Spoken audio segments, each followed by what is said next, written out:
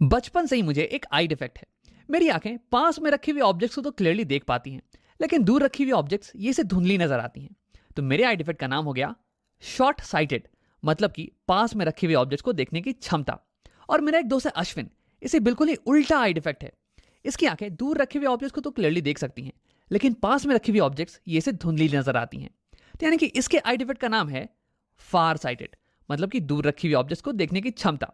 अब आओ इस वीडियो में बात करते हैं कि हम दोनों की आंखें कैसे अलग हैं नॉर्मल आंखों से, जिनके कारण हमारी आंखों में ये डिफेक्ट आ रहा है। अब इसके पहले एक बार हम याद कर लेते हैं कि नॉर्मल आंखें अलग अलग दूरी पर रखे हुए ऑब्जेक्ट्स को देखती कैसी हैं। तो यहां मैंने बना दिया है एक नॉर्मल आंख, और ये देखने वाली है एक ऑब्जेक्ट को जो कि बहुत ही दूर रखा हुआ हो, जैसे कि ये पेड़, और ये बहुत ही दूर है। यही दिखाने के लिए मैंने यहाँ पे प्रिंसिपल एक्सिस पे दो लाइंस ड्रॉ कर दिए हैं। अब ये क्योंकि बहुत ही दूर है ना, इसलिए इससे जो लाइट रेस निकलेंगी और हमारी आंखों पे पड़ेंगी, ये ऑलमोस्ट पैरेलल होने वाली हैं, कुछ ऐसे। अब क्योंकि हमारी आंख इसे क्लियरली देख पा रही है, तो इसलिए ये लाइट रेस ये कन्वर्ज कर जाएंगी रेटिना के ऊपर, और रेटिना के ऊपर ही एक क्लियर इमेज बन जाने वाली है। तभी तो हम इसे क्लियरली देख पाएंगे।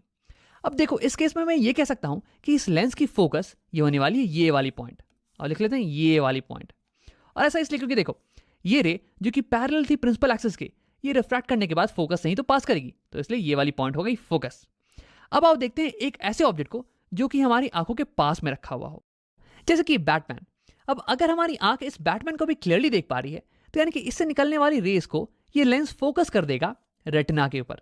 तो मैं कहूंगा कि इस केस में फोकस हो जाने वाला है ये वाला पॉइंट, ये वाला पॉइंट। और ऐसा इसलिए क्योंकि पैरेलल रे टू द प्रिंसिपल एक्सिस ये रिफ्रैक्शन के बाद फोकस नहीं तो पास करती है।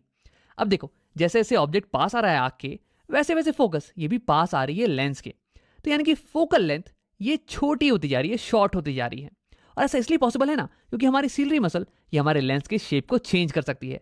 हमारा लेंस ये जेली लाइक मटेरियल से बना हुआ है, तो हमारी सीलरी मसल इसे पिचका सकती है, कॉम्प्रेस कर सकती है, और इसके कर्वेचर को बढ़ा सकती है, ताकि ये रेस को और ज्यादा कन्वर्ज करे और ज्यादा बेंड कर दे। यानी कि हमारी लेंस की शेप ये चेंज हो सकती है डिपेंडिंग ऑन कि ऑब्जेक्ट कहां पे रखा हुआ हो। लेकिन देखो यार, इस लेंस की शेप को बार बार चेंज करके दिखाना ये थोड़ा मेहनत का काम है, तो इसलिए मैं बार बार इसके शेप को चेंज नहीं करने वाला हूं। तुम बस मान लेना कि इसकी शेप चेंज हो रही है। अब देखो, हर चीज की एक लिमिट होती है, तो यानी कि हमारी लेंस की भी पिचकने की एक लिमिट है। एक लिमिट तक ही सीलरी मसल हमारे लेंस को पिचका सकती है। तो मान लो कि हमारा ऑब्जेक्ट ये एक सर्टेन डिस्टेंस तक आ चुका है, और हमारे सीलरी मसल्स ने हमारे लेंस को उसकी लिमिट तक पिचका दिया है। यानी कि इस बार जो फोकल लेंथ होगी ना, ये कुछ यहां पे होने वाली है, और ये हो जाएगी minimum focal length of the lens. अब हमारी लेंस इससे ज्यादा कॉम्प्रेस नहीं हो सकती है, तो यानी कि इसकी फोकल लेंथ ये और ज्यादा शॉर्ट नहीं हो सकती है। तो ये हो गई मिनिमम फोकल लेंथ। अब देखो, हमारा ऑब्जेक्ट अगर इस पॉइंट से और ज्यादा करीब आ जाए, तो हमारी लेंस उसे फोकस नहीं कर पाएगी रेटिना के ऊपर। तो इस पॉइंट को हम नाम देते हैं as near point of the eye, और इसे हम रिप्रेजेंट करते हैं कैपिटल लेटर डी से। अब देखो, मेन पॉइंट अभी तक का ये था कि अगर ऑब्जेक्ट अलग अलग डिस्टेंस पे रखा हुआ हो, तो हमारी लेंस ये अपने फोकल लेंथ को चेंज करेगी, ताकि ये उसकी इमेज को फोकस कर पाए रेटिना के ऊपर। और हमारी जो फोकस है ना, ये लाई करने वाली है इस रेंज के अंदर। ये हो जाएगा मिनिमम फोकस, और ये हो जाने वाली है मैक्सिमम फोकस, मैक्सिमम फोकस। अब इसके बारे में हमने डिटेल में बात किया था कुछ पिछले वीडियोस में, तो अगर तुम्हें ये समझने में थोड़ी डिफिकल्टी आ रही है ना, तो एक बार पिछला वीडियो देख के आ जाओ। तो अब देखते हैं कि डिफेक्टिव आइज ये कैसे अलग होती है नॉर्मल आइज से। अगर मैं तुम्हें शॉर्ट में बताऊं, तो डिफेक्टिव आई लेंस की पावर ये या तो ज्यादा होगी या तो कम होगी compare to normal eye lens की पावर से। अब आओ इसे समझते हैं। मैं सबसे पहले इस बैटमैन को हटा देता हूं, और हम लेते हैं सबसे पहले हाई पावर का केस। ऐसी डिफेक्टिव आई लेंस जिसकी पावर ये हाई है compare to normal eye lens से। तो देखो, हाई पावर का मतलब हो गया कि हाई बेंडिंग कैपेसिटी, ये रेस को ज्यादा मोड़ सकता है। यानी कि इस लेंस की फोकल लेंथ ये थोड़ा और ज्यादा पास में होने वाली है। यानी कि मिनिमम फोकल लेंथ ये भी थोड़ा पास में होगी, और मैक्सिमम फोकल लेंथ ये भी थोड़ा और पास में हो जाएगी। यानी कि ये जो रेंज है ना फोकस का, ये थोड़ा घसक जाने वाला है ऐसे। तो अगर हमारी आंख ये पास में रखे हुए किसी ऑब्जेक्ट पे फोकस कर रही हो, जैसे कि ये बैटमैन, तो इससे निकलने वाला एक रे जो कि ऑप्टिकल सेंटर के थ्रू जाए, ये तो अनडेविएटेड जाने वाला है, और दूसरा रे जो कि जाएगा पैरेलल प्रिंसिपल एक्सिस के, ये रिफ्रैक्ट कर जाने वाला है। अब अगर हमारी आंख इसे क्लियरली देख सकती है, तो यानी कि ये रे ये ऐसे बेंड करेगा ना, ताकि ये पहली रे के साथ मिल जाए रेटिना के ऊपर ही इंटरसेक्शन हो, और एक क्लियर इमेज बन जाए, कुछ ऐसे। तो देखो, इस केस में मैं कहूंगा कि इस लेंस की फोकस ये यहां लाई करती है, यहां पे, और ये वाली फोकस ये इस लेंस के फोकस के रेंज के बीच में लाई कर रही है, इसके अंदर ही लाई कर रही है। यानी कि हमारी ये आंख ये पास वाले ऑब्जेक्ट को तो देख सकती है क्लियरली। ये केस बिल्कुल ही पॉसिबल है। अब आओ देखते हैं कि अगर एक ऑब्जेक्ट कहीं दूर पे रखा हुआ हो तो क्या होता है। तो हम ले लेते हैं अपने ट्री को। अब इससे जो लाइट रेस आ रही होंगी ये ऑलमोस्ट पैरेलल होने वाली है। अब एक लाइट रे जो कि ऑप्टिकल सेंटर के थ्रू जाए ये तो अनडेविएटेड पास करने वाली है, और एक लाइट रे जो कि पैरेलल जाएगी प्रिंसिपल एक्सिस के, ये रिफ्रैक्ट करने वाली है। अब अगर इस आंख को, इस ट्री को क्लियरली देखना है ना, तो ये रिफ्रैक्टेड रे ये कुछ ऐसी बेंड कर जाएगी कि ये पहली वाली रे से जाके मिल जाए रेटिना के ऊपर ही, कुछ ऐसे। अब क्या ये पॉसिबल है? तो देखो इसका मतलब ये हुआ कि इस लेंस की फोकस ये यहां पे लाई करती है, बिल्कुल इस पॉइंट पे। लेकिन यार हमने तो ये पहले ही डिसाइड कर रखा था कि इस लेंस की फोकस का रेंज इसके बीच में होना चाहिए, यहां पे होना चाहिए। यानी कि ये तो रेंज के बाहर लाई कर रहा है, यानी कि मैक्सिमम ये लाइट रे ये इस पॉइंट के थ्रू पास करेगी, कुछ ऐसे। तो यानी कि देखो इस ट्री की इमेज ये बनने वाली है इस पॉइंट पे, इंटरसेक्शन इस पॉइंट पे हो रहा है रेटिना के पहले ही। यानी कि क्योंकि रेटिना के ऊपर एक इमेज नहीं बन रही है, इसलिए हमारी आंख ये दूर रखी हुई ऑब्जेक्ट्स को नहीं देख सकती है क्लियरली। इसे दूर रखी हुई ऑब्जेक्ट्स ये धुंधली नजर आने वाली है। यानी कि अगर लेंस के पास हाई पावर हो तो उसे पास रखी हुई ऑब्जेक्ट तो क्लियरली नजर आती है, लेकिन दूर रखी हुई ऑब्जेक्ट्स ये धुंधली नजर आती हैं। और इस डिफेक्ट को हम बोलते हैं शॉर्ट साइटेडनेस, यानी कि पास में रखे हुए ऑब्जेक्ट्स को देखने की क्षमता, या फिर इसे बायोलॉजी में हम मायोपिया भी बुलाते हैं। अब अगला सवाल हमारे पास ये है कि इस डिफेक्ट को ठीक करने के लिए हमें क्या करना चाहिए। तो देखो इसका अंदाजा तुम्हें पहले से होगा, जिन लोगों को ये डिफेक्ट होता है वो या तो चश्मा लगाते हैं या तो कॉन्टैक्ट लेंसेज पहनते हैं। तो यहाँ पे कौन सा लेंस का इस्तेमाल किया जाए, कन्वर्जिंग लेंस का या फिर डाइवर्जिंग लेंस का?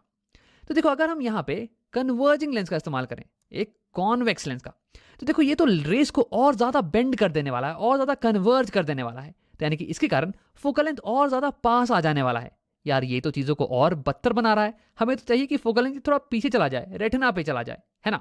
तो इसके लिए हमें यहाँ पे एक सूटेबल पावर का डाइवर्जिंग लेंस का इस्तेमाल करना पड़ेगा, ऐसे। तो देखो ये रेस को डाइवर्ज कर देने वाला है, और फिर ये रेस हमारी आंखों में पड़ेंगी ताकि हमारे आंखें इसे आसानी से रेटिना पे फोकस कर पाएं। अब इसी चीज को देखने के कई तरीके हैं। एक तरीका तो ये है कि इस केस में हमारी लेंस की पावर ये थोड़ी ज्यादा है नॉर्मल आंख से, तो इसकी पावर को हमें कम करना चाहिए। तो देखो कम करने के लिए हम यहाँ पे डाइवर्जिंग लेंस का इस्तेमाल कर रहे हैं।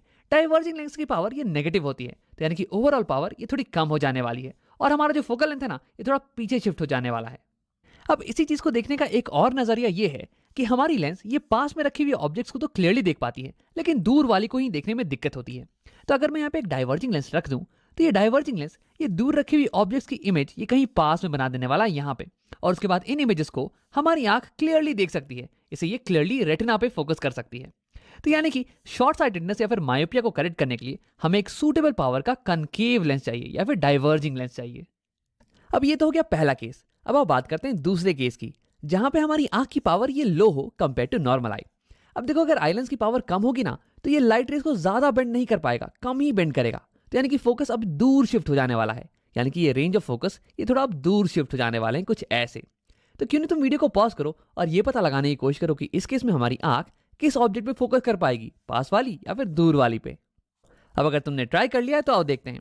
अगर इस दूर रखी हुई ट्री को देखना हो तो रेस कुछ ऐसी आने वाली है, और अगर हमारी आंख इसे क्लियरली देख पा रही है तो यानी कि इन रेस का इंटरसेक्शन यहाँ रेटिना के ऊपर होना चाहिए।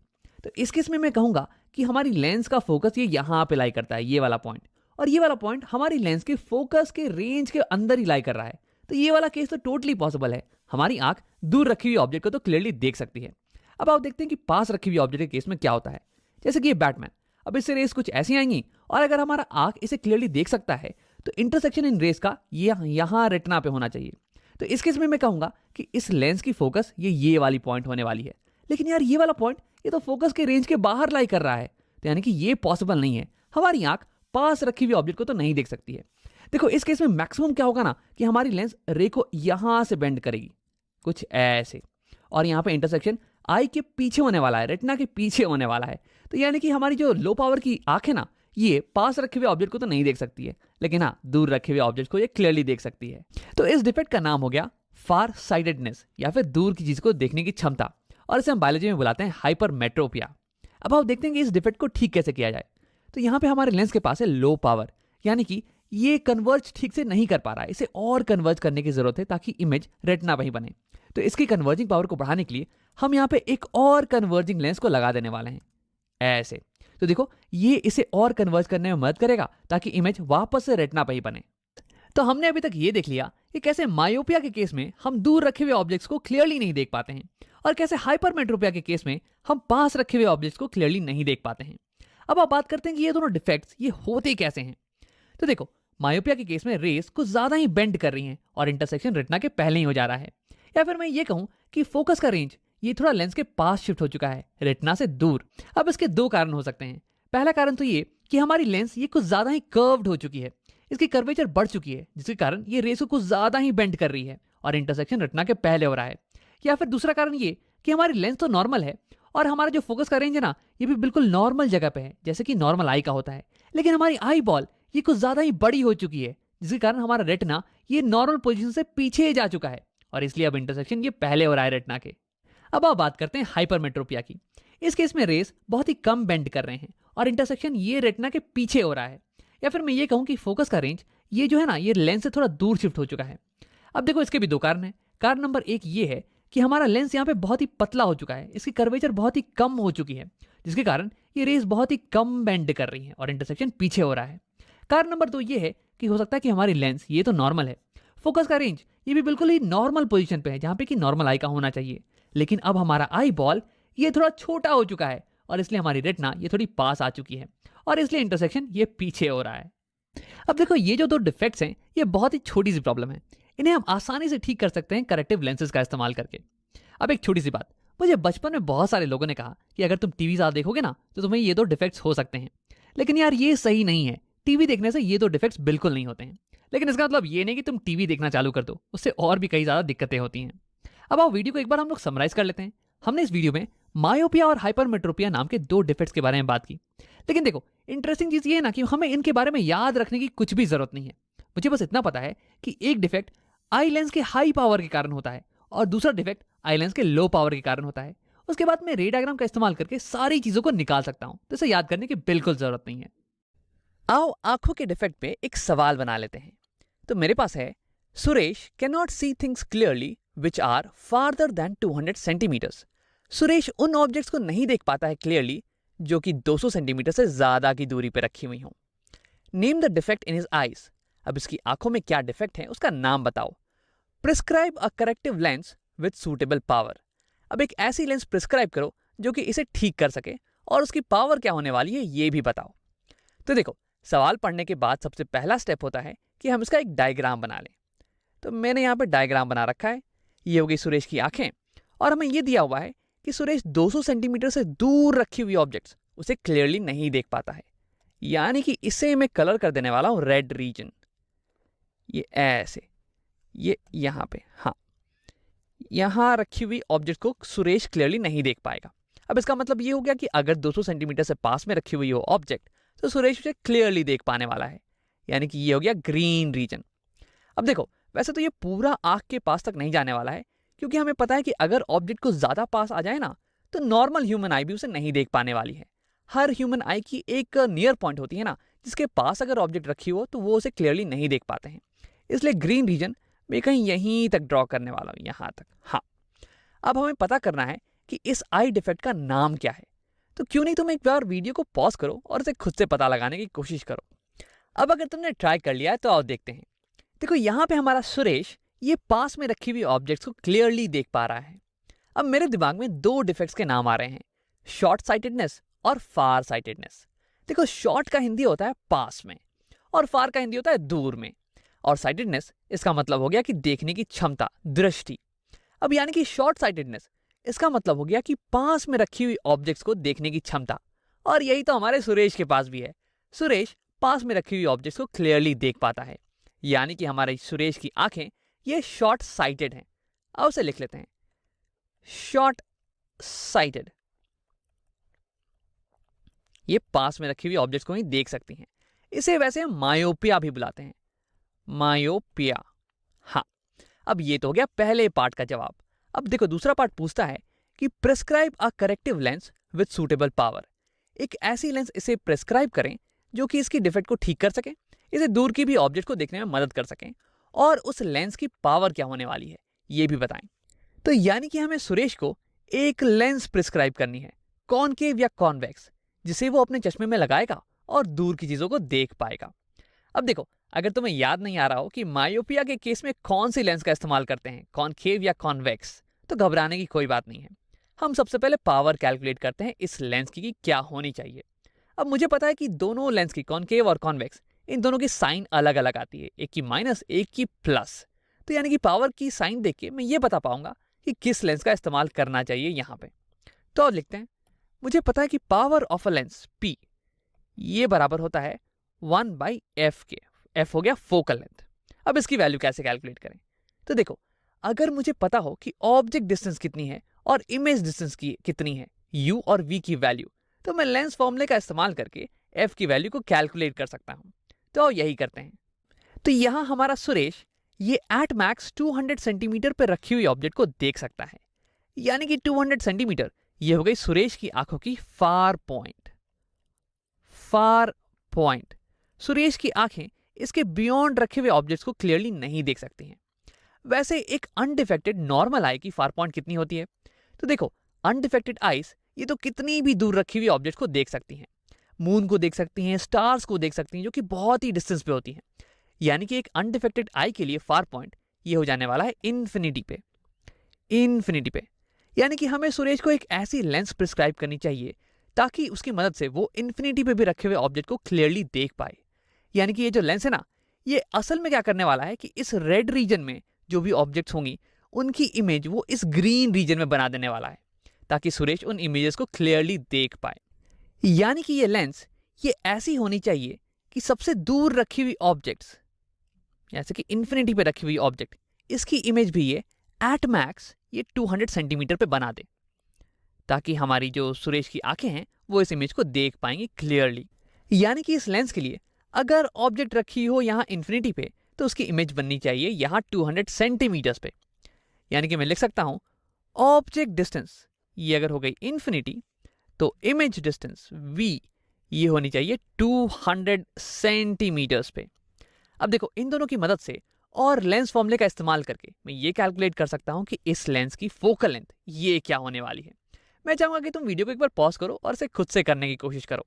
देखो, साइन कन्वेंशन का इस्तेमाल करना मत भूलना। अब अगर तुमने ट्राई कर लिया है तो अब देखते हैं। हमारी ऑब्जेक्ट है कहीं यहाँ पे और इससे रेस इंसिडेंट होने वाली है हमारी लेंस पे इस डायरेक्शन में, ऐसे। तो मेरा साइन कन्वेंशन ये कहता है कि इंसिडेंट रे के डायरेक्शन में जो भी मेजरमेंट हो ना, वो होने वाली है पॉजिटिव, और इंसिडेंट रे के ऑपोजिट डायरेक्शन में जो भी मेजरमेंट हो वो होने वाली है नेगेटिव। यानी कि हमारा ऑब्जेक्ट डिस्टेंस ये है इंसिडेंट रे के ऑपोजिट डायरेक्शन में, तो ये हो जाने वाली है नेगेटिव इन्फिनिटी। Negative infinity. और हमारी इमेज ये भी लेंस से इंसिडेंट रे के ऑपोजिट डायरेक्शन में है, यानी कि इमेज डिस्टेंस ये भी होने वाली है नेगेटिव -200 सेंटीमीटर्स। अब इसका इस्तेमाल करके और लेंस फॉर्मूले का इस्तेमाल करके हम पता लगा सकते हैं कि फोकल लेंथ क्या होगी इस लेंस की। और थोड़ी सी जगह बना लेते हैं यहाँ पे, हाँ ऐसे। तो हमारा लेंस फॉर्मूला ये होता है 1/f is equal to 1/v, जो कि इमेज डिस्टेंस, माइनस 1/u। अब आओ सारी वैल्यूज हम साइन के साथ रखते हैं। तो यहाँ पे 1/v ये हो जाएगी 1/-200 माइनस 1/u, जो कि है माइनस इन्फिनिटी। अब वैसे ये वैल्यू ये तो हो जाने वाली है 0। 1/इन्फिनिटी या माइनस इन्फिनिटी ये तो 0 हो जाती है, 0। तो यानी कि हमारे पास बच गया 1/f is equal to 1/-200, 1/-200 centimetres. तो यानी कि f की वैल्यू, फोकल लेंथ की वैल्यू, ये हमारे पास आ गई एज -200 सेंटीमीटर्स। ये हो गई हमारी focal length of the required lens. अब इसकी मदद से मैं ये भी बता सकता हूं कि किस टाइप की लेंस का इस्तेमाल कर रहे होंगे हम यहाँ पे, कॉनकेव या कॉन्वेक्स, क्योंकि दोनों ही लेंस की फोकल लेंथ ये अलग अलग साइन के साथ आती है। तो क्यों नहीं तुम इसे एक बार खुद से ट्राई करो।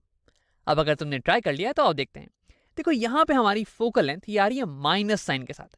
अब माइनस का मतलब ये हुआ कि इस लेंस की फोकस ये इंसिडेंट रे के ऑपोजिट डायरेक्शन में है, यानी कि फोकस इस डायरेक्शन में होनी चाहिए। अब देखो, अगर मैं यहाँ पे कॉन्वेक्स लेंस का इस्तेमाल कर रहा होता, तो कॉन्वेक्स लेंस में इंसिडेंट रे ऐसी आती है और फिर रिफ्रैक्ट करने के बाद ये ऐसे बेंड कर जाती है, कन्वर्ज कर जाती है। तो यानी कि कॉन्वेक्स लेंस की फोकस ये तो इस डायरेक्शन में होने वाली है, इंसिडेंट रे की डायरेक्शन में। तो यानी कि इसकी फोकस तो पॉजिटिव आनी चाहिए थी। तो यानी कि यहाँ पे हम कॉन्वेक्स लेंस का तो इस्तेमाल नहीं कर रहे हैं, यहाँ पे हम इस्तेमाल कर रहे हैं कॉनकेव लेंस का। देखो, अगर कॉनकेव लेंस होगी तो इंसिडेंट रे आएगी इस डायरेक्शन में और फिर रिफ्रैक्ट करने के बाद ये ऐसी लगेगी कि ये आ रही है हमारी फोकस से, ऐसे और इस डायरेक्शन में ये बेंड कर जाने वाली है। ये ऐसा लगेगा कि ये इस फोकस से होके आ रही है। तो यानी कि इसकी फोकस ये हो जाने वाली है इंसिडेंट रे के ऑपोजिट डायरेक्शन में, नेगेटिव डायरेक्शन में। यानी कि सुरेश को हम प्रिस्क्राइब करने वाले हैं एक कॉनकेव लेंस जिसकी फोकल लेंथ होने वाली है -200 सेंटीमीटर्स के बराबर। लेकिन सवाल में तो हमसे पूछा था कि लेंस का पावर बताओ, तो अब उसकी पावर भी कैलकुलेट कर लेते हैं। पावर होती है 1/4 फोकल लेंथ, जहां पे फोकल लेंथ इसकी वैल्यू हम डालते हैं SI यूनिट्स में। देखो यहाँ पे फोकल लेंथ की वैल्यू आई है सेंटीमीटर्स में, इसे हमें मीटर्स में कन्वर्ट करना पड़ेगा। तो ये हो जाने वाली है -2 मीटर्स के बराबर। तो यानी कि पावर, ये इसे मैं लिख सकता हूँ यहाँ पे, power is equal to 1/f, यानी कि 1/-2 मीटर्स, और ये बराबर हो जाएगा -1/2 हो जाएगा 0.5, और इसकी यूनिट्स हो जाने वाली है मीटर इनवर्स या फिर डायोप्टर्स, डी से रिप्रेजेंट करते हैं इसे। तो ये हो जाने वाली है हमारी power of the prescribed lens. अब तुम ये सोच रहे होगे कि ये तो तब की बात थी जब ऑब्जेक्ट इन्फिनिटी पे हो, जब ऑब्जेक्ट पास आने लगेगा तो फिर इसकी इमेज कहाँ पे बन रही होगी। तो देखो, अगर तुम एक कॉनकेव लेंस की डायग्राम को देखो, रे डायग्राम को, तो ऑब्जेक्ट कहीं पे भी हो, इसकी जो इमेज है ना, ये हमेशा फोकस के अंदर ही बनती है। तो यानी कि अगर ऑब्जेक्ट पास भी आने लगे तो उसकी इमेज हमेशा इस ग्रीन रीजन में ही बनने वाली है और सुरेश उस इमेज को देख पाएगा क्लियरली।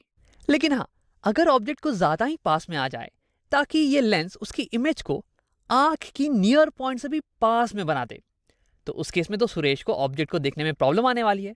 तो उस केस में सुरेश को इस चश्मे को हटाना पड़ेगा और ऑब्जेक्ट को नॉर्मली देखना पड़ेगा। देखो, तुमने ये खुद भी नोटिस किया होगा, जो मायोपिक पीपल होते हैं ना, वो दूर की चीजों को देखने के लिए तो चश्मा पहनते हैं, लेकिन मान लो कि जब उन्हें पास की चीज देखनी हो, जैसे कि किताब पढ़ना हो, तो उस केस में वो चश्मे को हटा देते हैं। अब आओ एक बार समराइज कर लेते हैं। सवाल पढ़ने के बाद सबसे पहले हमने उसका एक डायग्राम बना लिया और इसकी मदद से हमें यह समझ में आ गया कि डिफेक्ट कौन सा है। फिर हमने एक ऐसी सिचुएशन ली जिसमें हमें ऑब्जेक्ट डिस्टेंस और इमेज डिस्टेंस ये पता हो, और फिर लेंस फॉर्मूले का इस्तेमाल करके हमने फोकस और उसके बाद पावर की वैल्यू कैलकुलेट कर ली। अब इसकी मदद से ही, फोकस की साइन की मदद से, हम ये बता पाए कि लेंस कौन सी यूज हो रही है। अब देखो, इस पूरे प्रोसेस में जो इंपॉर्टेंट चीजें थी वो ये कि हमने साइन कन्वेंशन का बहुत ही अच्छे से ध्यान रखा। उसकी मदद से ही हम ये कैलकुलेट कर पाएंगे कि कौन सी ये लेंस का इस्तेमाल कर रहे हैं हम। और उसके बाद जब पावर कैलकुलेट करना हुआ ना, तो हमने फोकस की वैल्यू SI यूनिट्स में ही डाली, मीटर्स में कन्वर्ट करके। आओ आई डिफेक्ट पे एक सवाल बना लेते हैं। हमें दिया हुआ है, Veena can not read a book held closure then 100 centimetre. Veena एक किताब को नहीं पढ़ सकती है जब वो 100 सेंटीमीटर से पास रखा हुआ हो उसके आंखों से। Name the I defect. अब उसकी आंखों में डिफेक्ट क्या है उसका नाम बताओ। And prescribe a corrective lens of suitable power. अब उसके चश्मे का नंबर क्या होना चाहिए, पावर क्या होना चाहिए, ये बताओ। हमें पता है कि नियर पॉइंट फॉर नॉर्मल आई ये होता है 25 सेंटीमीटर्स। तो देखो, सबसे पहली चीज कि सवाल पढ़ने के बाद मैं सारी इंफॉर्मेशन को एक डायग्राम में उतार लूंगा। तो ये मैंने बना रखा है डायग्राम पहले से ही। ये हो गई वीना की आंखें, और यहाँ पे मैंने 25 सेंटीमीटर का डिस्टेंस मार्क कर रखा है। देखो, ये हो गया नॉर्मल आई का नियर पॉइंट। इससे पास रखी हुई चीजों को तो नॉर्मल आई भी नहीं पढ़ सकता है। अब देखो, यहाँ पे 100 सेंटीमीटर, 100 सेंटीमीटर से पास रखी हुई चीजों को वीना नहीं देख सकती है। इसका मतलब कि 100 सेंटीमीटर से दूर रखी हुई चीजों को वीना देख सकती है क्लियरली। तो आओ इसे मार्क कर देते हैं। 100 सेंटीमीटर से दूर रखी हुई चीजों को वीना देख सकती है, तो इसे मैंने ग्रीन से मार्क कर दिया है। और वीना 100 सेंटीमीटर से पास रखी हुई चीजों को नहीं देख पाती है क्लियरली, तो इसे हम मार्क कर देते हैं रेड से। और इसे मैं मार्क कर रहा हूं केवल 25 सेंटीमीटर तक, क्योंकि इससे पास रखी हुई चीजों को तो नॉर्मल आई भी नहीं देख पाती है। तो हाँ, अगर एक आंख दूर रखी हुई ऑब्जेक्ट को देख सके तो उसे कौन सी डिफेक्ट होती है? तो इसके डिफेक्ट का नाम होता है फार साइटेडनेस, मतलब दूर देखने की क्षमता। फार मतलब दूर और साइटेडनेस मतलब देखने की क्षमता, और इसे हम हाइपरमेट्रोपिया भी बुलाते हैं। तो आप पता करते हैं कि वीना की आई डिफेक्ट को ठीक करने के लिए हमें कौन सा लेंस प्रिस्क्राइब करना पड़ेगा और उस लेंस की पावर क्या होनी चाहिए। तो अब तुम ये सोच रहे होगे कि यहाँ पे कॉन्वेक्स लेंस का इस्तेमाल होगा या कॉनकेव लेंस का। अब देखो, अगर तुम्हें ये याद नहीं है ना, तो घबराने की कोई बात नहीं है। मान लो कि किसी भी लेंस का इस्तेमाल हो रहा हो, मैं यहाँ पे एक रेक्टेंगल बना देता हूँ। ये कॉन्वेक्स भी हो सकता है या कॉनकेव भी हो सकता है। हम यहाँ पे मैथ्स का इस्तेमाल करेंगे और फिर पता लगा लेंगे कि इस लेंस की पावर क्या होनी चाहिए, और फिर हम उससे ये पता लगा सकते हैं कि ये लेंस कौन सा होना चाहिए, कॉन्वेक्स या कॉनकेव। तो देखो, यहाँ पे मुझे पता लगाना है कि पावर क्या होने वाली है लेंस की। तो उसे लिख लेते हैं। हमें पता लगाना है कि पावर क्या होने वाली है लेंस की, और मुझे पता है कि पावर क्या होता है। ये होता है reciprocal of focal length, this is 1/f। ये हो गया फोकल लेंथ। अब देखो, अगर मुझे इस लेंस की फोकल लेंथ निकालनी है तो मुझे तो लेंस फॉर्मूले का इस्तेमाल करना पड़ेगा। लेंस फॉर्मूला होता है 1/f is equal to 1/v minus 1/u। अब अगर मुझे एक ऐसी सिचुएशन पता हो इस लेंस के लिए जिसकी मुझे इमेज डिस्टेंस और ऑब्जेक्ट डिस्टेंस पता हो, तो मैं उसकी वैल्यू सब्स्टिट्यूट करके इस फॉर्मूले में फोकल लेंथ की वैल्यू निकाल सकता हूं और फिर उससे पावर की वैल्यू निकाल सकता हूं। तो अब देखते हैं कि क्या कोई ऐसी सिचुएशन है। तो देखो, एक नॉर्मल आई ये 25 सेंटीमीटर पे रखे हुए ऑब्जेक्ट या फिर इससे दूर रखे हुए ऑब्जेक्ट को देख सकता है। तो ये हो गया नॉर्मल आई का नियर पॉइंट, और उसे लिख लेते हैं, ये हो गया नियर पॉइंट ऑफ नॉर्मल आई। लेकिन वीना ये 100 सेंटीमीटर या उससे दूर रखे हुए ऑब्जेक्ट्स को देख सकती है। यानी कि एक सेंस में मैं ये कह सकता हूं कि ये 100 सेंटीमीटर ये वीना का नियर पॉइंट है, ये वीना का नियर पॉइंट है, नियर पॉइंट ऑफ वीना। इसे मैं स्टार से लिख देता हूं, ठीक है। तो देखो, अगर एक ऑब्जेक्ट 25 सेंटीमीटर पर रखा हुआ हो तो वीना की आंखें इसे देख नहीं सकती हैं। लेकिन अगर हमारा लेंस इस ऑब्जेक्ट की इमेज बना दे 100 सेंटीमीटर पे यहां पे, तो फिर वीना की आंखें इस इमेज को देख पाएंगी। तो यानी कि हमारे पास एक सिचुएशन आ गई अपने लेंस की, हमारा लेंस 25 सेंटीमीटर पर रखे हुए ऑब्जेक्ट की इमेज को बना देगा 100 सेंटीमीटर पे। तो इसे हम निकाल लेंगे ऑब्जेक्ट डिस्टेंस और इमेज डिस्टेंस, और फिर उसे सब्स्टिट्यूट करके फोकल लेंथ और पावर की वैल्यू को कैलकुलेट कर सकते हैं। तो क्यों नहीं तुम वीडियो को एक बार पॉज करो यहाँ पे और इसे खुद से सॉल्व करने की कोशिश करो। अब अगर तुमने ट्राई कर लिया है तो आओ देखते हैं। देखो, इस केस में ऑब्जेक्ट डिस्टेंस ये हो जाएगा कुछ 25 सेंटीमीटर के बराबर, अब उसे लिख लेते हैं, यू हो जाएगा कुछ 25 सेंटीमीटर, और वी ये हो जाएगा यहां से कुछ 100 सेंटीमीटर, वी हो जाने वाला है 100 सेंटीमीटर। हाँ, लेकिन देखो यहां पे साइन कन्वेंशन को मत भूलना। तो अब क्या करते हैं, साइन कन्वेंशन का इस्तेमाल करते हैं। तो यहां पे ये हो गई मेरी ऑब्जेक्ट और इससे इंसिडेंट रे जा रही होगी राइट डायरेक्शन में, कुछ ऐसे। तो राइट डायरेक्शन हो गई इंसिडेंट डायरेक्शन। इसका मतलब ये हुआ कि जो भी मेजरमेंट हम लेंस के ऑप्टिकल सेंटर से राइट डायरेक्शन में लेंगे ना, वो पॉजिटिव के साइन के साथ लिखी जाएंगी, और जो भी मेजरमेंट हम लेफ्ट डायरेक्शन में लेंगे वो नेगेटिव साइन के साथ लिखी जाएंगी। और यहाँ पे हमारा ऑब्जेक्ट डिस्टेंस और इमेज डिस्टेंस दोनों ही लेफ्ट डायरेक्शन में है, तो यानी कि दोनों ही नेगेटिव साइन के साथ आने वाले हैं। तो ये गलत हो जाता अगर हम पॉजिटिव साइन के साथ लिख देते। तो ये हो गया -25 और ये -100। अब इन दोनों की वैल्यू मैं यहाँ पे सब्स्टिट्यूट करने वाला हूँ लेंस फॉर्मूले में। इसके लिए मैं थोड़ी सी जगह बना लेता हूँ यहाँ पे।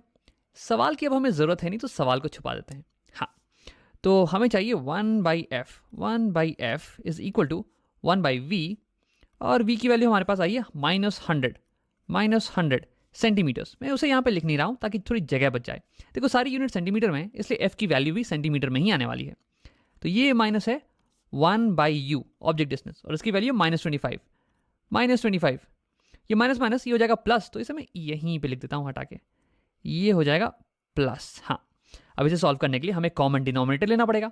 तो 100 और 25 का एलसीएम ये हो जाने वाला है 100। तो अब इसे लिख लेते हैं, ये हो गया 100। हाँ, और -100 इंटू -1 ये होता है 100। तो ये ऊपर में आ जाएगा -1 और प्लस 25 इंटू 4 टाइम्स 100। तो 4 - 1 ये हो जाने वाला है 3 डिवाइड बाई 100। ये हो गई हमारी 1/f की वैल्यू। तो f की वैल्यू हो जाने वाली है इसका रेसिप्रोकल 100/3। और देखो यूनिट्स की वैल्यू क्या होगी, यहाँ पे v और u सेंटीमीटर में थे, तो f भी सेंटीमीटर में ही आने वाला है, सेंटीमीटर। अब देखो, ये f की वैल्यू हमारे पास पॉजिटिव साइन के साथ आई है, तो यानी कि हमारा लेंस ये क्या होने वाला है, किस लेंस की वैल्यू पॉजिटिव होती है, किस लेंस की फोकल लेंथ की वैल्यू ये पॉजिटिव होती है, कॉनकेव या कॉन्वेक्स। तो कॉन्वेक्स लेंस की फोकल लेंथ ये पॉजिटिव होती है। देखो, अगर यहाँ पे हम कॉनकेव लेंस ले लेते तो देखो इसकी फोकल लेंथ ये तो नेगेटिव आती है। इस पर अगर मैं इंसिडेंट लाइट रे को डालूं तो ये डाइवर्ज करने वाली है, और इसे अगर तुम पीछे प्रोड्यूस करोगे तो इसकी प्राइमरी फोकस ये लेफ्ट साइड में आने वाली है, यानी कि इंसिडेंट रे के ऑपोजिट डायरेक्शन में, यानी कि इसकी फोकल लेंथ ये नेगेटिव साइन के साथ आने वाली है। तो देखो, इसलिए हम यहाँ पे कॉन्वेक्स लेंस का इस्तेमाल करने वाले हैं, क्योंकि हमारी फोकल लेंथ ये पॉजिटिव आई है। तो यानी कि हाइपरमेट्रोपिया को क्योर करने के लिए, नॉट क्योर बट उसको करेक्ट करने के लिए हम कॉन्वेक्स लेंस का इस्तेमाल करते हैं। अब आप उसकी पावर को कैलकुलेट कर लेते हैं। तो पावर होता है 1 फोकल लेंथ। हाँ, अब इस बात का ध्यान रखना कि फोकल लेंथ की वैल्यू हमें मीटर में डालनी है, ऐसा यूनिट में, तभी तो हमें पावर की वैल्यू ये ऐसा यूनिट में आएगी, डायोप्टर्स में। तो पहले यहाँ पे फोकल लेंथ की वैल्यू को हम मीटर में कन्वर्ट करते हैं। तो यानी कि हम 100/3 सेंटीमीटर को डिवाइड कर देंगे 100 से, तो हमें आ जाएगा 1/3 मीटर। ये हो गया फोकल लेंथ। अब इसका रेसिप्रोकल हमें देगा पावर, तो पावर इज इक्वल टू, इसका रेसिप्रोकल हो जाने वाला है 3, और इसकी यूनिट्स हो जाने वाली है मीटर इनवर्स या फिर डायोप्टर्स। तो ये हो गई हमारी power of the corrective lens required to cure hypermetropia of Veena.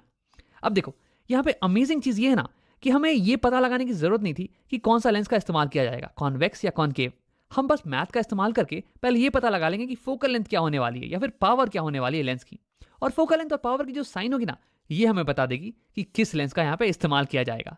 White light को एक प्रिज्म से पास करते हैं, तो वो अपने 7 कलर्स में टूट जाती है। अब फिजिक्स में हमें हर एक नए फिनोमेना को एक नया नाम देना बहुत ही पसंद है, तो इस नए फिनोमेना को हम एक नया नाम देते हैं। इसे हम बुलाते हैं डिस्पर्शन। अब पढ़ते हैं कि ये कैसे होता है। अब इस रे ऑफ लाइट को देखो, जब ये एक नए मीडियम में एंटर करती है, जैसे कि यहाँ पे वाटर, तो ये बेंड कर जाने वाली है अपने ओरिजिनल पाथ से। अब जितना ज्यादा रिफ्रैक्टिव इंडेक्स होने वाला है इस मीडियम का, उतना ही ज्यादा ये रे बेंड करने वाली है अपने ओरिजिनल पाथ से, जो कि थी इसकी एयर में। अब स्नेल्स लॉ भी हमें सेम चीज बताता है। अगर रिफ्रैक्टिव इंडेक्स बढ़ जाए मीडियम का, तो यानी कि रिफ्रैक्टेड एंगल ये छोटा होना पड़ेगा। अब अगर लाइट रे को एक छोटा एंगल बनाना है नॉर्मल से, तो उसे और बेंड करना पड़ेगा नॉर्मल के टूवर्ड्स। लेकिन देखो, अभी तक तो हम एक पर्टिकुलर कलर की बात कर रहे थे। अगर मैं यहाँ पे व्हाइट लाइट को भेजूं, तो ये सारे कलर्स में टूट जाने वाली है। अब देखो, ऐसा इसलिए हो रहा है क्योंकि व्हाइट लाइट, इसे असल में हम सारे कलर्स का कॉम्बिनेशन कहते हैं। अगर सारे कलर्स की लाइट ये पास में आ जाए, ये ऑलमोस्ट मिल जाए, तो हमें ये व्हाइट कलर की दिखने वाली है। और जब ये व्हाइट लाइट मीडियम पे हिट करती है ना, तो सारे कलर्स ये अलग अलग रेशियो में बेंड करते हैं और इसलिए ये सेपरेट हो जाते हैं। अब इसी फिनोमेना को, जहां पे कि व्हाइट लाइट रिफ्रैक्शन के बाद अपने कॉम्पोनेंट कलर्स में टूट जाए, इसी को हम नाम देते हैं डिस्पर्शन का। अब तुम ये सोच रहे होगे कि अलग अलग कलर की लाइट अलग अलग एंगल पे क्यों बेंड कर रही है, ये सारी कलर की लाइट एक सेम एंगल पे क्यों नहीं बेंड कर जा रही है। तो देखो, असल में हर एक कलर का अलग अलग वेवलेंथ होता है, अपना एक अलग वेवलेंथ होता है। और जनरली मटेरियल्स की रिफ्रैक्टिव इंडेक्स ये फंक्शन होती है वेवलेंथ की। ये डिपेंड करती है वेवलेंथ ऑफ लाइट पे। यानी कि वाटर की रिफ्रैक्टिव इंडेक्स ये अलग अलग वेवलेंथ के लिए अलग अलग होने वाली है। अब तुम ये सोच रहे होगे कि राम, मेरे टीचर ने तो मुझे बताया था कि रिफ्रैक्टिव इंडेक्स ऑफ वाटर ये 1.33 होता है। तो देखो, उनका कहने का मतलब ये था कि refractive index of water for visible light या फिर विजिबल रेंज ऑफ वेवलेंथ्स ये ऑलमोस्ट 1.33 होता है। लेकिन असल में हर एक कलर के लिए हर एक वेवलेंथ की अलग अलग रिफ्रैक्टिव इंडेक्स होती है। जैसे फॉर एग्जांपल, अगर तुम रेड लाइट को लो, तो उसके लिए रिफ्रैक्टिव इंडेक्स ऑफ वाटर ये हो जाएगी कुछ 1.33। लेकिन अगर वहीं तुम ब्लू लाइट को लो, तो उसकी रिफ्रैक्टिव इंडेक्स ये हो जाएगी 1.34। अब देखो, रिफ्रैक्टिव इंडेक्स हमें ये बताता है कि एक रे ऑफ लाइट कितने अमाउंट से बेंड करने वाली है। अब क्योंकि वाटर की रिफ्रैक्टिव इंडेक्स अलग अलग कलर के लिए अलग अलग है, इसका मतलब कि हर एक कलर ये अलग अलग अमाउंट से बेंड करने वाली है। और इसलिए जब व्हाइट लाइट पड़ती है ना वाटर पे, तो ये रिफ्रैक्ट करने के बाद अलग अलग कलर में डिस्पर्स कर जाती है, सेपरेट हो जाती है। अब देखो, जनरली मटेरियल्स के लिए जितनी छोटी वेवलेंथ की लाइट लें, उतनी ही ज्यादा उसके लिए रिफ्रैक्टिव इंडेक्स होती है। इसका मतलब कि अगर मैं एक कम वेवलेंथ की लाइट लूं, जैसे कि ब्लू, तो ये बहुत ही ज्यादा बेंड करने वाली है कंपेयर टू रेड कलर, जिसकी वेवलेंथ बहुत ही ज्यादा है। अब इसलिए वाटर में वायलेट कलर की लाइट ये सबसे ज्यादा बेंड करती है, क्योंकि इसकी वेवलेंथ सबसे कम होती है कंपेयर टू ब्लू, जो कि इससे कम बेंड करती है, और फिर ग्रीन, और फिर येलो, और फिर उससे कम बेंड करती है ऑरेंज, और सबसे कम बेंड करती है रेड। तो इसलिए जब भी तुम डिस्पर्शन देखोगे ना, तो लाइट तुम्हें इसी कलर के ऑर्डर में मिलने वाली है। अब आओ एक बार रिकैप कर लेते हैं। इस वीडियो में हमने देखा कि डिस्पर्शन होता क्या है और ये कैसे होता है। हमने ये भी देखा कि ज्यादातर मटेरियल्स की रिफ्रैक्टिव इंडेक्स ये वेवलेंथ ऑफ लाइट का फंक्शन होती है। जितना छोटा वेवलेंथ ऑफ लाइट होगा, उतनी ही ज्यादा रिफ्रैक्टिव इंडेक्स उसके लिए होने वाली है मटेरियल की। और ज्यादा रिफ्रैक्टिव इंडेक्स होगी तो वो कलर ऑफ लाइट ज्यादा बेंड करने वाली है मटेरियल में। एक प्रिज्म व्हाइट लाइट को डिस्पर्स करती है, लेकिन एक रेक्टेंगुलर ग्लास स्लैब ये व्हाइट लाइट को डिस्पर्स नहीं करती है। अब इसी को समझने के लिए मेरे पास एक एक्सपेरिमेंट है। मैं एक स्केल के थ्रू एक ट्यूबलाइट को देखने वाला हूं, जो कि व्हाइट लाइट की सोर्स है। हम स्केल के टॉप पार्ट से और मिडिल पार्ट से ट्यूबलाइट को देखने वाले हैं। अब अगर यहाँ पे मैं कैमरे का एक्सपोजर कम करूं, तो तुम्हें क्लियरली दिखने वाला है। देखो, टॉप पार्ट से जो ट्यूबलाइट दिख रहा है वो कलर्ड है, और मिडिल पार्ट से जो दिख रहा है वो व्हाइट ही है। देखो, मेरे पास एक बेटर इमेज है यहाँ पे। देखो, ये टॉप वाला कलर्ड इमेज है और ये बॉटम वाला ये व्हाइट दिख रही है हमें। तो ऐसा क्यों हो रहा है? तो इसी को समझने के लिए हम इस एक्सपेरिमेंट को साइड से देखने वाले हैं। तो ये हो गई मेरी स्केल, और मैं कहीं यहाँ से स्केल के थ्रू ट्यूबलाइट को देखता हूँ। तो यहाँ पे मैंने अपनी आंख बना दी है, और यहाँ पे हो गई मेरी ट्यूबलाइट। अब हम ट्यूबलाइट को देख रहे हैं स्केल के मिडिल पोर्शन और टॉप पोर्शन के थ्रू। तो देखो, यहाँ पे मैंने इसे दिखाने के लिए दो रेस बना दिया है। अब अगर मिडिल पोर्शन से देखें तो हमें ट्यूबलाइट व्हाइट दिखती है, और अगर हम टॉप पोर्शन से देखें तो हमें ट्यूबलाइट कलर्ड दिखती है। अब ऐसा क्या अंतर है इसके मिडिल और टॉप पोर्शन में? अब इसे जूम करके देखते हैं। तो अगर तुम ध्यान दो तो तुम्हें दिखेगा कि स्केल की मिडिल पोर्शन इसकी साइड्स पैरेलल हैं, और स्केल की टॉप पोर्शन इसके साइड्स एक एंगल पे हैं। तो किसी कारण से जब व्हाइट लाइट ये पैरेलल साइडेड मीडियम से पास करती है तो ये व्हाइट ही दिखती है, लेकिन जब ये एंगल वाली मीडियम से पास करती है तो ये कलरफुल दिखती है। अब देखते हैं ऐसा क्यों होता है। तो अब सबसे पहले बात करते हैं इस स्केल की टॉप मोस्ट पार्ट के बारे में, जिसके साइड्स ये एंगल पे हों, ये पैरेलल नहीं हो। तो इसे दिखाने के लिए मैंने बना रखा है एक ट्रायंगल। देखो इसके साइड एंगल पे हैं, और देखो ऐसे मीडियम्स जिसके साइड्स पैरेलल नहीं हो इन्हें हम बुलाते हैं प्रिज्म। और ये किसी भी शेप एंड साइज के हो सकते हैं, जरूरी नहीं कि ट्रायंगल ही हम बनाएं, बस इसके साइड्स ये पैरेलल नहीं होने चाहिए। अब देखो ये एक 3D फिगर है, इसे अगर तुम 3D में देखो तो कुछ ऐसा दिखने वाला है। हम इसे अभी बस फ्रंट व्यू से देख रहे हैं, तो 3D में ऐसा दिखता है। ये हो गया ट्रायंगल, ये हो गया ट्रायंगल, और ये कनेक्टेड है रेक्टेंगल से, तो इसे हम बुलाते हैं ट्रायंगुलर प्रिज्म। ट्रायंगुलर प्रिज्म, और ये बहुत ही कॉमनली यूज प्रिज्म है। अब देखो यहाँ पे हमारा जो स्केल है ना, स्केल का टॉप मोस्ट पार्ट, ये भी एक ट्रायंगुलर प्रिज्म है। ये ऐसे दिखता है कुछ ऐसे, हाँ, एक राइट ट्रायंगल के शेप में, और इसलिए इसे हम ट्रायंगुलर प्रिज्म बुलाते हैं। अब आप देखते हैं कि लाइट इसके थ्रू जब पास करेगी तो कैसे निकलने वाली है। तो मैंने एक कलर की लाइट रे को इंसिडेंट करवा दिया इस प्रिज्म पे, और देखो ये लाइट रे ये वैक्यूम से जा रही है ग्लास के अंदर, यानी कि एक स्लोअर मीडियम में। जब भी लाइट एक स्लोअर मीडियम में जाती है तो ये बेंड कर जाती है टुवर्ड्स द नॉर्मल। तो मैंने यहाँ पे पॉइंट ऑफ इंसिडेंस पे एक नॉर्मल बना दिया, और लाइट रे ये बेंड करने वाली है टुवर्ड्स द नॉर्मल। अब ये हिट कर रही है इस सरफेस पे। देखो अब इस बार लाइट ये ग्लास से जा रही है वैक्यूम में एक फास्टर मीडियम में, तो इस बार ये बेंड कर जाएगी अवे फ्रॉम द नॉर्मल, कुछ ऐसे। तो यानी कि प्रिज्म ने इस लाइट रे को 2 बार रिफ्रैक्ट किया, दोनों बार इसने इसे नीचे की तरफ बेंड कर दिया है। देखो इस लाइट रे का ओरिजिनल पाथ ये हो जाता है ये वाला, और इस प्रिज्म ने इस लाइट रे को डेविएट कर दिया इसके पाथ से। तो यही करती है प्रिज्म, ये लाइट रे को इसके ओरिजिनल पाथ से डेविएट कर देती है। अब ये तो हो गई एक कलर के लाइट की बात। अब अगर यहीं पे मैं व्हाइट लाइट को इंसिडेंट करवाऊं जो कि सारे कलर से बना हुआ है, तो क्या होने वाला है। तो देखो डिस्पर्शन में हमने ये पढ़ा था कि जब व्हाइट लाइट रिफ्रैक्ट करती है ना, तो ये अपने सारे कंपोनेंट कलर्स में टूट जाती है, और सारे कलर्स ये अलग अलग अमाउंट से बेंड करते हैं। रेड लाइट थोड़ा कम बेंड करेगी, सबसे कम बेंड करेगी, और वायलेट लाइट ये सबसे ज्यादा बेंड करने वाली है, कुछ ऐसे।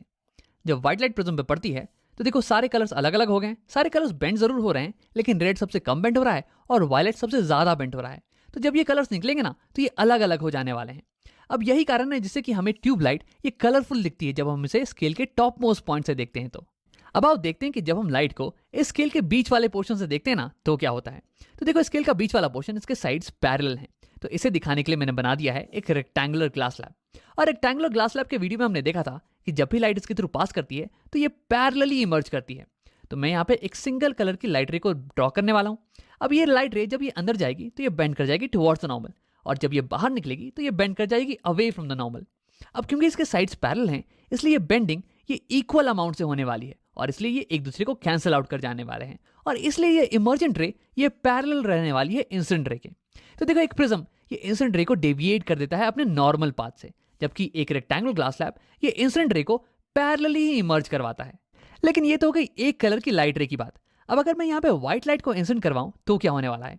तो देखो व्हाइट लाइट ये जब रिफ्रैक्ट करता है ना, तो ये अपने कॉम्पोनेंट कलर्स में टूट जाता है, ठीक वैसे ही कि जैसे कि यहाँ पे प्रिज्म के केस में हो रहा है। तो यहाँ मैंने बना दिया है तुम्हारे लिए। व्हाइट लाइट जब एंटर करती है रेक्टेंगुलर ग्लास स्लैब को तो ये डिस्पर्स कर जाती है, लेकिन देखो क्योंकि इसके साइड्स पैरेलल हैं, इसलिए जब ये इमर्ज करेगी ना तो ये सारी कलर्स एक दूसरे के पैरेलल होने वाली हैं, और यही हो जाता है की difference between prism and rectangular glass slab. यहाँ पे इमर्जेंट कलर्स ये एक एंगल पे जा रही थी, ये छितरा जा रही थी, लेकिन यहाँ पे इमर्जेंट कलर्स ये पैरेलल जा रही हैं, और इसी कारण हमें ये सारी कलर्स व्हाइट दिखने वाली हैं। अब तुम सोच रहे होगे कि राम यहाँ पे भी तो सारी कलर्स अलग अलग हो गई है ना, तो फिर हमें ये व्हाइट क्यों दिखने वाली है। तो देखो असलियत में हमें कभी भी एक लाइट रे नहीं मिलने वाली है, यहाँ पे बहुत सारी लाइट रे होंगी। तो अगर मैं एक और व्हाइट कलर की लाइट रे को बना दूं पहले वाले के पैरेलल, तो इसके इमर्जेंट कलर जो है ना ये पैरेलल होने वाले हैं इसके। अब अगर ये लाइट रे को मैं थोड़ा सा और पास लेके आ जाऊं तो इसका रेड वाला कलर ये ओवरलैप कर जाने वाला है इसके वायलेट को।